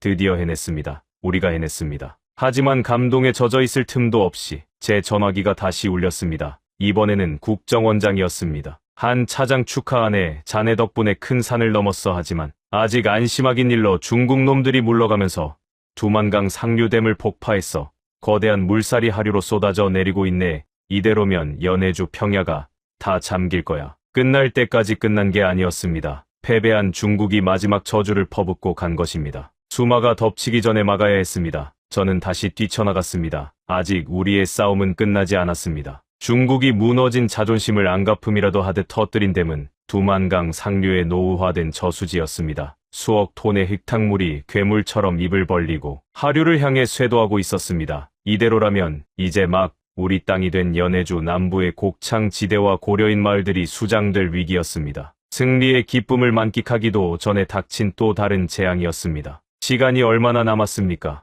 헬기에 오르며 제가 다급하게 물었습니다. 4시간입니다. 4시간이면 물살이 하류 마을을 덮칩니다. 옆에 탄 러시아 재난 당국 관계자의 얼굴은 사색이 되어 있었습니다. 대피는 불가능합니다. 주민이 너무 많습니다. 둑을 쌓을 시간도 없습니다. 이건 자연재해가 아니라 살인입니다. 절망적인 상황이었습니다. 하지만 포기할 수는 없었습니다. 강영철 등님은 즉시 비상대책회의를 소집하고 군 병력 투입을 지시했습니다. 공병대를 투입해 물기를 돌려야 합니다. 폭약을 써서라도 물살의 방향을 바꿔야 합니다. 대통령님의 목소리는 단호했습니다. 한 차장 자네가 현장 지휘를 맡게 러시아군과 협조해서 무슨 수를 써서라도 막아야 해. 이건 단순한 수방 작전이 아니야. 우리가 이 땅의 진짜 주인이라는 걸 증명하는 시험대야. 저는 헬기에서 내려다본 두만강의 모습을 잊을 수 없습니다. 청소에는 실개천처럼 흐르던 강이 지금은 성난 용처럼 굽이치며 모든 것을 삼키고 있었습니다. 흙탕물 속에는 부서진 집과 나무들이 떠내려가고 있었습니다. 현장에 도착하니 우리 공병대와 러시아 공병대가 이미 도착해 있었습니다.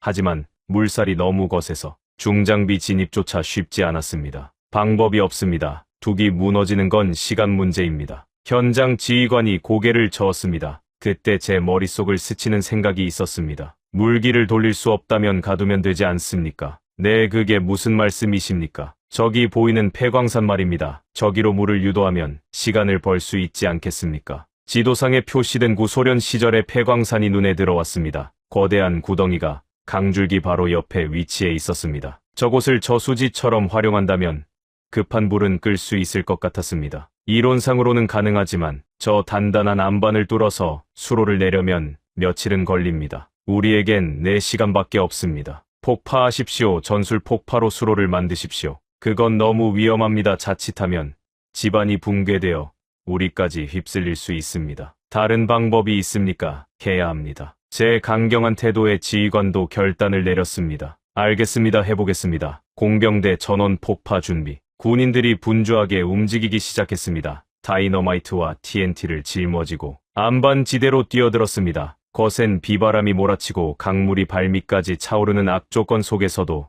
그들은 멈추지 않았습니다. 2시간이 넘는 사투 끝에 폭약 설치가 완료되었습니다. 폭약 설치 완료. 카운트다운이 시작되었습니다. 5, 4, 3, 2, 1 폭파. 콱광. 천둥 같은 굉음과 함께 바위산이 무너져 내렸습니다. 거대한 먼지 구름이 피어오르고 땅이 흔들렸습니다. 연기가 걷히자 기적처럼 새로운 물길이 열렸습니다. 성난 강물이 방향을 틀어 거대한 폐광산 구덩이 속으로 쏟아져 들어가기 시작했습니다. 마치 블랙홀처럼 물을 빨아들이는 광경은 경이로웠습니다. 성공입니다. 수위가 낮아지고 있습니다. 무전기 너머로 환호성이 터져 나왔습니다. 턱 밑까지 차올랐던 강물이 서서히 줄어드는 것을 보며 주민들은 안도의 눈물을 흘렸습니다. 우리는 또 한 번 해냈습니다. 중국의 저주를 우리의 지혜와 용기로 막아낸 것입니다. 하지만 72시간의 승부는 여기서 끝이 아니었습니다. 평양에서는 여전히 잔다. 소탕 작전이 한창이었습니다. 패주하던 중국군 일부가 평양 시내 건물에 숨어들어 인질극을 벌이고 있다는 보고가 들어왔습니다. 놈들이 고려 호텔을 점거했습니다. 외국인 관광객과 기자들을 인질로 잡고 있습니다. 퇴로를 열어주지 않으면 다 죽이겠다고 협박 중입니다. 대통령님은 블라디보스토크에서 화상회의를 통해 상황을 보고받으셨습니다. 타협은 없다. 테러리스트와 협상하는 선례를 남길 순 없어. 707 특임대를 투입해 단 한 명의 인질 피해도 없이 진압하라. 평양 고려 호텔 앞은 긴장감이 감돌았습니다. 우리 특수부대원들이 옥상과 지하 통로를 통해 진입을 준비하고 있었습니다. 인질범들은 창문 밖으로 총을 쏘며 위협하고 있었습니다. 진입 5초 전 플래시뱅 투척. 섬광탄이 터지며 창문이 깨졌습니다. 동시에 레페를 타고 내려온 대원들이 창문으로 침투했습니다. 탕탕탕. 짧은 총격전이 벌어졌습니다. 1층 로비 확보, 2층 객실 확보. 대원들의 움직임은 전광석화 같았습니다. 강황한 인질범들은 제대로 저항도 못하고 제압되었습니다. 인질 전원 무사합니다. 상황 종료. 이 소식이 전해지자 평양 시민들은 다시 한번 환호했습니다. 이제 평양은 완전히 해방되었습니다. 인공기가 내려가고 태극기가 개양되는 순간을 TV로 지켜보던 전 세계인들은 경악과 감동을 금치 못했습니다. 그 시각 블라디보스토크에서는 역사적인 선언이 준비되고 있었습니다. 홍철 대통령님과 푸틴 대통령이 공동 기자회견장에 섰습니다. 수백 명의 내외신 기자들이 몰려들었습니다. 존경하는 국민 여러분 그리고 전 세계인 여러분. 오늘 우리는 한반도와 유라시아의 새로운 미래를 여는 위대한 첫걸음을 내디뎠습니다. 강 대통령님의 목소리는 힘찼습니다. 대한민국은 러시아 연방으로부터 연해주 지역에 대한 50년간의 포괄적 관리권을 이양받았습니다. 이곳은 이제 한러 공동경제안보구역이자 통일 한국의 새로운 성장 동력이 될 것입니다. 우리는 이곳을 평화와 번영의 땅으로 만들 것입니다. 푸틴 대통령도 마이크를 잡았습니다. 러시아는 한국이라는 신뢰할 수 있는 파트너를 얻었습니다. 우리는 함께 중국의 패권주의를 견제하고 극동의 발전을 이끌 것입니다. 오늘 서명한 블라디보스토크 조약은 양국의 영원한 우정을 상징합니다. 기자회견장은 박수갈채로 뒤덮였습니다. 하지만 그 순간 저는 회견장 뒤편에서 걸려온 전화를 받았습니다. 국정원장의 목소리였습니다. 한 차장 축하하네. 자네 덕분에 큰 산을 넘었어. 하지만 아직 안심하긴 일러. 중국 놈들이 순순히 물러날 것 같나. 시진핑이 방금 긴급 성명을 발표했네. 뭐라고 했습니까? 한국과 러시아의 미략을 인정할 수 없으며 유엔 안보리에 제소하겠다고 하네. 그리고 동해상에 항모 전단을 파견했어. 무력 시위를 하겠다는 거지. 역시 중국이었습니다. 쉽게 포기할 리가 없었습니다. 하지만 이번에는 우리도 혼자가 아니었습니다. 걱정 마십시오. 미국 칠함대가 이미 동해에 와 있습니다. 그리고 우리 해군 기동전단도 만반의 준비를 하고 있습니다. 놈들이 허튼 수작을 부리면 이번엔 진짜 본때를 보여줄 겁니다. 저는 전화를 끊고 회견장 창밖을 바라보았습니다. 멀리 블라디보스토크 항구에 정박한 우리 군함들의 위용이 보였습니다. 그 옆에는 러시아 태평양 함대의 군함들도 나란히 서 있었습니다. 든든했습니다. 이제 모든 준비는 끝났습니다. 남은 건 하나, 분단의 상징이었던 철조망을 걷어내는 일이었습니다. 70년 동안 허리가 잘린 채 신음하던 한반도가 다시 하나로 이어지는 그 감격스러운 순간을 맞이할 차례였습니다. 한 차장갈 준비하게 대통령님께서 저를 부르셨습니다. 어디로 말입니까? 두만강으로 가세. 거기서 철조망을 걷어내는 행사가 있을 거야. 자네가 그 역사의 증인이 되어야지. 우리는 헬기를 타고 두만강 하구로 향했습니다. 하늘에서 내려다본 연해주의 대지는 광활했습니다. 저 드넓은 땅이 이제 우리의 무대라니 가슴이 벅찼습니다. 두만강변에 도착하니 이미 수많은 인파가 모여 있었습니다. 남쪽에서 올라온 우리 군인들과 북쪽의 주민들, 그리고 연해주의 고려인 동포들이 한데 어우러져 있었습니다. 그들 사이를 가로막고 있던 녹슨 철조망이 흉물스럽게 서 있었습니다. 자, 이제 걷어냅시다. 대통령님과 푸틴 대통령 그리고 남북의 대표들이 함께 절단기를 들었습니다. 뚝, 뚝. 철조망이 끊어지는 소리가 맑고 경쾌하게 울려 퍼졌습니다. 잘려나간 철조망 사이로 사람들이 서로를 얼싸안고 울음을 터뜨렸습니다. 70년의 한이 녹아내리는 순간이었습니다. 할머니 이제 고향 가실 수 있어요. 한 병사가 고려인 할머니의 손을 잡고 말했습니다. 그래 내 죽기 전에 고향 땅 한번 밟아보는 게 소원이었는데 이제 여한이 없다. 할머니의 눈물 젖은 얼굴을 보며 저도 모르게 눈물이 흘렀습니다. 이것이었습니다. 우리가 목숨 걸고 싸운 이유가 바로 이것이었습니다. 그런데 감동에 젖어 있던 그때 군중 속에서 누군가가 비명을 질렀습니다. 저기 봐요. 하늘에 저게 뭐죠? 모두가 하늘을 올려다보았습니다. 북쪽 하늘에서 정체불명의 비행물체가 빠른 속도로 날아오고 있었습니다. 레이더에도 잡히지 않았던 스텔스 무인기였습니다. 드론이다. 모두 피해. 경호원들이 대통령님을 에워쌌습니다. 무인기는 행사장을 향해 급강하고 있었습니다. 놈들의 마지막 자폭 테러였습니다. 피할 곳은 없었습니다. 절체절명의 순간이었습니다. 자폭 드론이 행사장을 덮치려는 찰나 하늘에서 섬광이 번쩍였습니다. 광하는 폭발음과 함께 드론이 공중에서 산산조각이 났습니다. 파편들이 비처럼 쏟아져 내렸지만 다행히 행사장 외곽의 빈터로 떨어졌습니다. 격추 확인. 상황 종료. 러시아 경호팀의 저격수가 드론의 배터리 부분을 정확히 타격한 것이었습니다. 사람들은 놀란 가슴을 쓸어내리며 주저앉았습니다. 중국의 비열한 마지막 발악조차 우리의 의지를 꺾을 수는 없었습니다. 먼지가 가라앉자 다시금 정적이 찾아왔습니다. 그리고 그 정적을 깬 것은 우렁찬 엔진 소리였습니다. 남쪽에서부터 철로를 따라 달려온 열차 한 대가 두만강 철교 위로 모습을 드러냈습니다. 와, 기차다. 기차가 온다. 사람들이 환호성을 질렀습니다. 그 기차의 앞부분에는 태극기와 도기가 X자로 교차되어 걸려 있었습니다. 부산역을 출발해 서울과 평양을 거쳐 이곳 두만강까지 달려온 통일 열차 1호였습니다. 70년 동안 끊어져 있던 민족의 혈관이 다시 이어지는 순간이었습니다. 열차가 천천히 속도를 줄이며 행사장 옆 임시 승강장에 멈춰섰습니다. 문이 열리고 승객들이 내리기 시작했습니다. 그들은 단순한 관광객이 아니었습니다. 남북의 이산가족들과 실향민 그리고 독립유공자의 후손들이었습니다. 아버지, 저 왔어요. 백발이 성성한 할아버지가 열차에서 내리자마자 땅바닥에 엎드려 통곡했습니다. 그는 6.25 전쟁 때 홀로 남쪽으로 피난 갔다가 70년 만에 고향 땅을 밟은 것이었습니다. 오빠 살아있었구나. 살아있었어. 북쪽에 살던 여동생이 달려와 오빠를 끌어안았습니다. 주름진 얼굴을 서로 비비며 하염없이 눈물을 흘리는 남매의 모습에 지켜보던 군인들도 눈시울을 붉혔습니다. 그때 강영철 대통령님이 마이크를 잡으셨습니다. 존경하는 국민 여러분, 오늘 우리는 단순히 철조망을 걷어낸 것이 아닙니다. 우리는 분단이라는 긴 겨울을 끝내고 통일이라는 봄을 맞이했습니다. 그리고 이제 우리의 봄은 한반도를 넘어 저 광활한 대륙으로 뻗어나갈 것입니다. 대통령님은 손을 들어 북쪽을 가리키셨습니다. 보십시오. 저기 펼쳐진 연해주의 벌판이 이제 우리의 새로운 터전입니다. 우리는 더 이상 섬나라가 아닙니다. 우리는 대륙 국가입니다. 우레와 같은 박수와 함성이 터져나왔습니다. 고려인 동포들도 덩실덩실 춤을 추었습니다. 그들에게 이날은 100년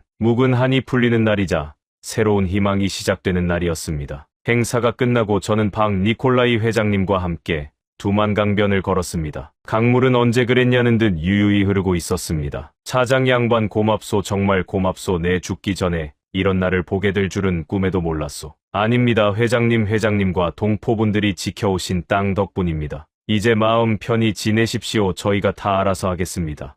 그래야지. 이제 우리 후손들은 중국 놈들 눈치 안 보고 당당하게 한국 사람으로 살 수 있겠지. 회장님은 주머니에서 꼬깃꼬깃한 종이 한 장을 꺼내 저에게 건네주셨습니다. 빛바랜 흑백 사진이었습니다. 우리 아버지 사진이요. 홍범도 장군님 밑에서 독립군으로 싸우셨지. 아버지가 돌아가시면서 그러셨소. 언젠가 조국이 강해지면 반드시 우리를 데리러 올 거라고. 그 약속 지켜줘서 고맙소. 저는 사진을 받아들고 고개를 숙였습니다. 사진 속의 청년은 낡은 군복을 입고 있었지만 눈빛만은 지금의 우리 군인들처럼 맑고 강인했습니다. 그분들의 희생이 있었기에 오늘의 우리가 있을 수 있었습니다. 그날 밤 두만강변에서는 성대한 축제가 열렸습니다. 남북의 예술단이 합동 공연을 펼쳤고 밤하늘에는 불꽃놀이가 수놓였습니다. 아리랑 선율이 강물을 타고 흘러 시베리아 벌판까지 울려 퍼졌습니다. 저는 축제 인파 속에서 빠져나와 조용히 강가를 거닐었습니다. 그때 누군가가 제 어깨를 두드렸습니다. 한 차장 여기서 뭐하나. 강 대통령님이셨습니다. 경호원들을 멀찌감치 물리고 홀로 서 계셨습니다. 카카 안 들어가십니까? 잠시 바람 좀 쐬고 싶어서 자네도 많이 힘들었지. 아닙니다. 영광이었습니다. 대통령님은 밤하늘을 올려다보며 말씀하셨습니다. 저 별들을 보게 옛날 사람들은 저 별을 보고 길을 찾았지. 우리도 이제 새로운 길을 찾아야 해. 통일은 끝이 아니라 시작이야. 네, 맞습니다. 이제부터가 진짜입니다. 연해주는 기회의 땅이지만 동시에 도전의 땅이기도 합니다. 그래, 중국은 여전히 우리를 노리고 있고 일본도 배 아파하고 있지. 러시아도 언제 마음이 변할지 몰라 하지만 우리는 해낼 거야.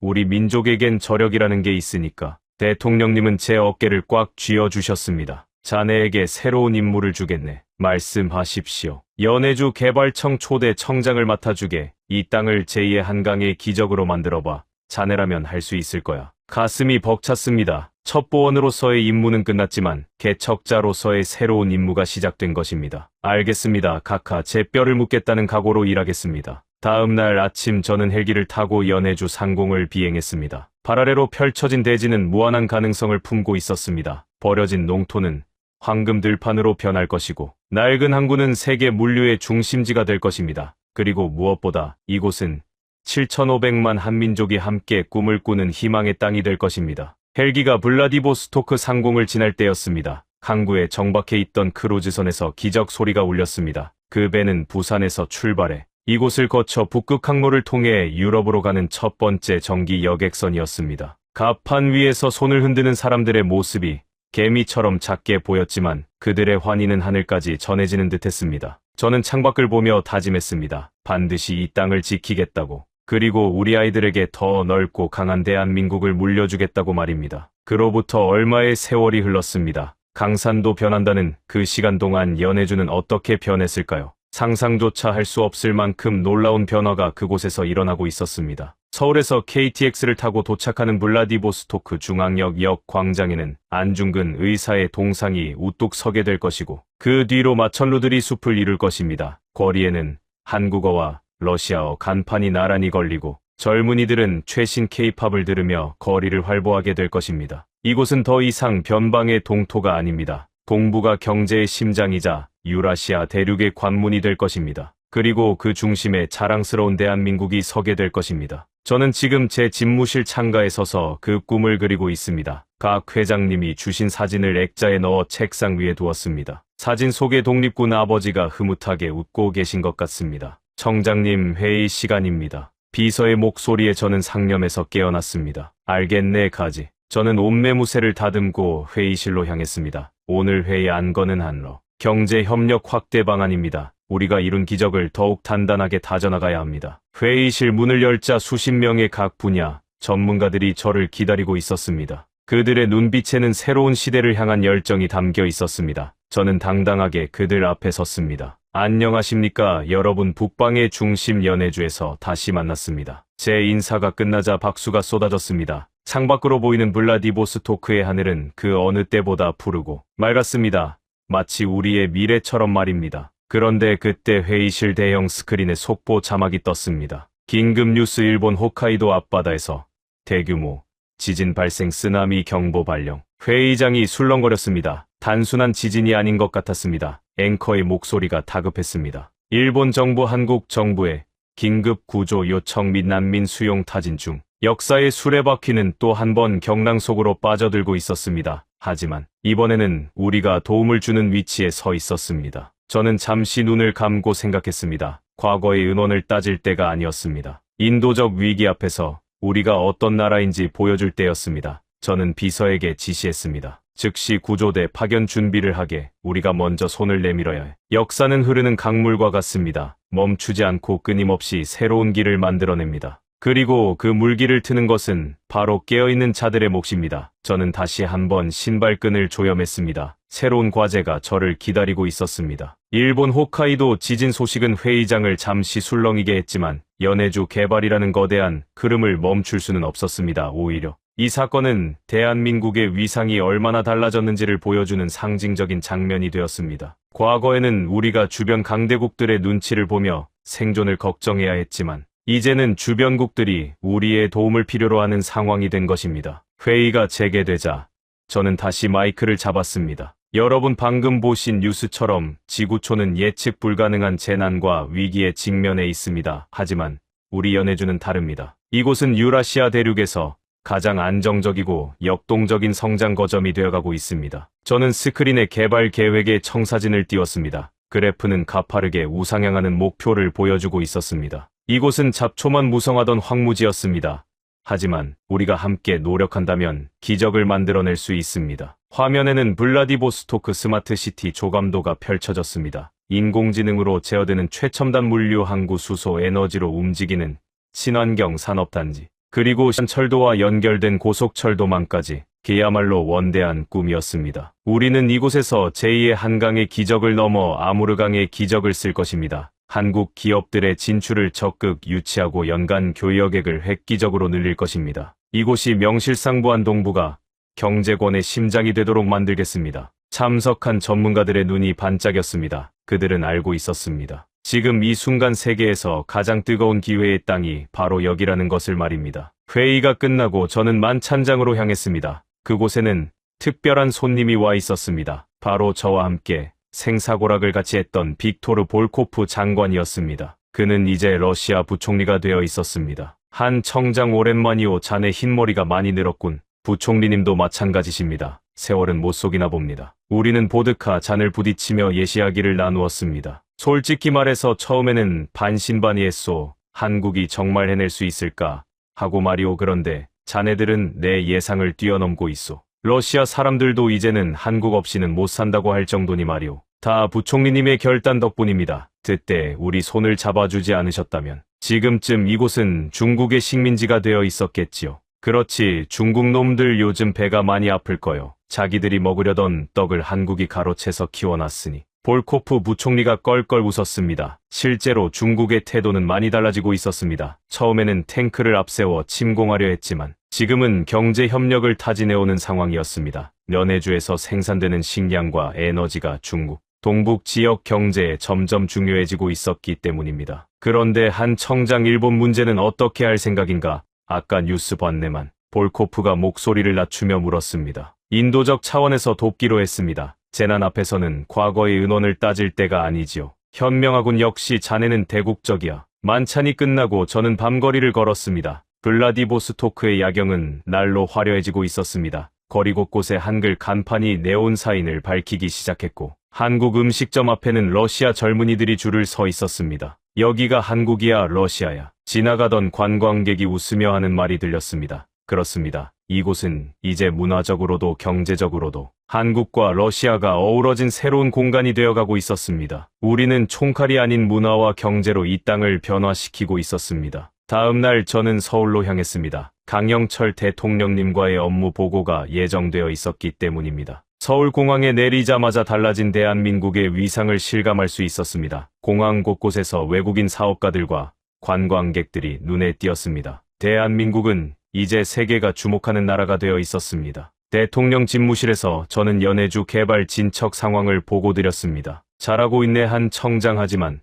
더 속도를 내야 해. 중국이 호시탐탐 기회를 노리고 있어. 알고 있습니다. 각하, 기반시설 건설에 더 박차를 가하겠습니다. 대통령님은 창밖을 바라보시며 말씀하셨습니다. 자네에게 한 가지 더 부탁하고 싶은 게 있네. 말씀하십시오. 연해주 개발도 중요하지만 남북 통합도 게을리하면 안 돼. 북쪽 주민들이 아직 적응하지 못하고 있어. 그들의 마음을 얻는 것도 자네의 임무야. 저는 고개를 숙였습니다. 통일은 땅을 합치는 것이 아니라 마음을 합치는 것이라는 걸 잊어서는 안 되었습니다. 대통령실을 나오며 저는 결심했습니다. 연해주를 발전시키면서도 북쪽 동포들을 품어안느니 두 가지를 동시에 해내겠다고 말입니다. 공항으로 가는 차 안에서 라디오 뉴스가 흘러나왔습니다. 속보입니다. 중국 베이징에서 대규모 시위가 발생했습니다. 경제 위기로 인한 불만이 폭발한 것으로 보입니다. 공산당 지도부가 대응에 나서고 있습니다. 귀가 번쩍 뜨였습니다. 중국 내부의 불안, 그것은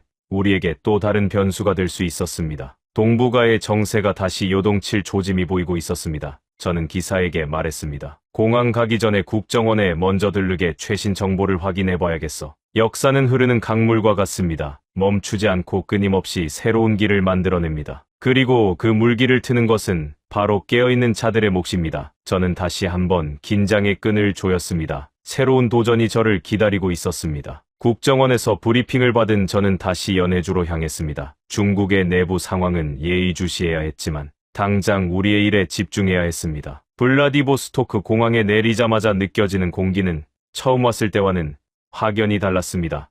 삭막하고 긴장감이 감돌던 도시가 이제는 활기로 넘쳐나고 있었습니다. 활주로에는 대한항공과 고려항공, 그리고 러시아와 유럽의 화물기들이 쉴 새 없이 뜨고 내리고 있었습니다. 저는 차를 타고 시내를 가로질렀습니다. 차창 밖으로 보이는 블라디보스토크의 풍경은 날로 변해가고 있었습니다. 대동강변을 연상시키는 해안도로를 따라 새로운 건물들이 들어서고 있었습니다. 거리를 걷는 시민들의 표정에는 희망이 보였습니다. 연해주 개발청 청사에 도착하자 직원들이 분주하게 움직이고 있었습니다. 청장님 오셨습니까? 오늘 한국 기업 투자 설명회가 있습니다. 알고 있네. 준비는 다 됐나? 네, 30여 개 기업 대표들이 참석합니다. 투자 설명회장에는 한국의 대기업부터 중소기업까지 다양한 기업인들이 모여 있었습니다. 저는 단상에 올라 연해주의 비전을 설명했습니다. 여러분, 이곳은 단순한 투자처가 아닙니다. 우리 민족의 새로운 터전입니다. 여러분이 이곳에 뿌리는 씨앗은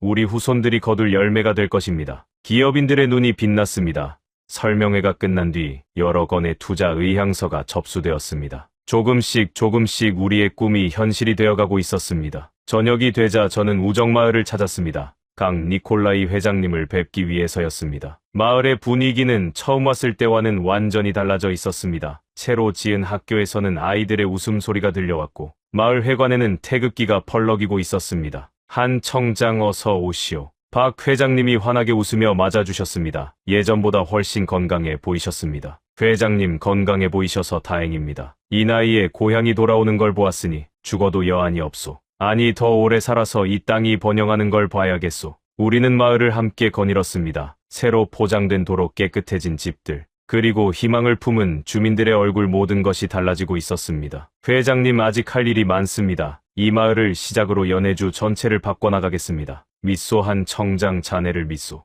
회장님은 제 손을 꽉 쥐어주셨습니다. 그 손의 온기가 제 심장까지 전해졌습니다. 마을을 나서는 길에 저는 마을 뒷산에 올랐습니다. 발해에 옛 성터가 있다던 그 산이었습니다. 비록 무너진 돌담만 남아 있었지만 1000년 전 우리 선조들의 숨결이 느껴지는 것 같았습니다. 저는 그 자리에 서서 멀리 지평선을 바라보았습니다. 석양이 연해주의 대지를 붉게 물들이고 있었습니다. 이 광활한 땅이 이제 우리의 무대가 되었습니다. 주머니에서 형님의 아버지 사진을 꺼내보았습니다. 독립군 복장을 한 젊은이의 눈빛이 저를 똑바로 쳐다보고 있었습니다. 어르신 보고 계십니까? 우리가 해냈습니다. 이제 이 땅은 다시 우리의 것입니다. 바람이 불어왔습니다. 마치 선조들이 대답하는 것 같았습니다. 저는 산을 내려와 다시 청사로 돌아갔습니다. 아직 해야 할 일이 산더미처럼 쌓여 있었습니다. 청사에 도착하니 비서가 급히 다가왔습니다. 청장님, 서울에서 급한 연락이 왔습니다. 무슨 일인가? 대통령님께서 직접 전화하셨습니다. 중국 상황이 심상치 않다고 하십니다. 저는 즉시 대통령님께 전화를 드렸습니다. 카카, 무슨 일입니까? 중국 내부 상황이 급변하고 있네. 베이징의 시위가 전국으로 확산되고 있어.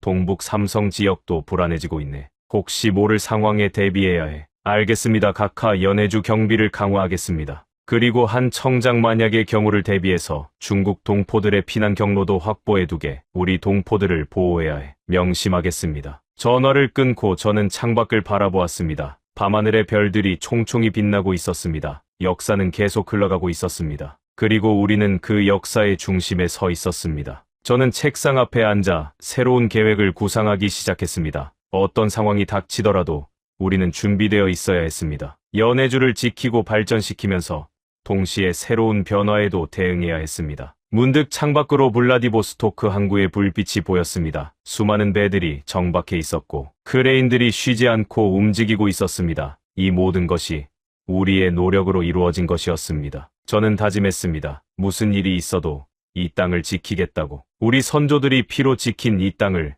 우리 후손들에게 더욱 번영하는 모습으로 물려주겠다고 말입니다. 밤이 깊어갔지만 저는 잠들 수 없었습니다. 내일도 모레도 해야 할 일이 많았습니다. 하지만 두렵지 않았습니다. 우리에게는 할 수 있다는 믿음이 있었기 때문입니다. 시청자 여러분, 만약 내일 아침 또다시 지도가 바뀐다면 여러분은 어떤 꿈을 꾸시겠습니까? 저는 지금 그 꿈을 향해 달려가고 있습니다. 오늘 우리는 위대한 미래를 미리 만났습니다. 이것은 우리가 반드시 만들어낼 내일의 역사입니다. 오늘 이야기에 가슴이 뜨거워지셨다면 댓글창에 대륙의 주인 대한민국이라고 딱 한마디만 남겨주세요. 여러분의 염원이 담긴 댓글 하나가 이 영상을 널리 퍼뜨려 한민족의 고토를 되찾는 강력한 힘이 됩니다. 찾는 강력한 힘이 됩니다. 찾는 강력한 힘이 됩니다. 찾는 강력한 힘이 됩니다. 찾는 강력한 힘이 됩니다. 찾는 강력한 힘이 됩니다.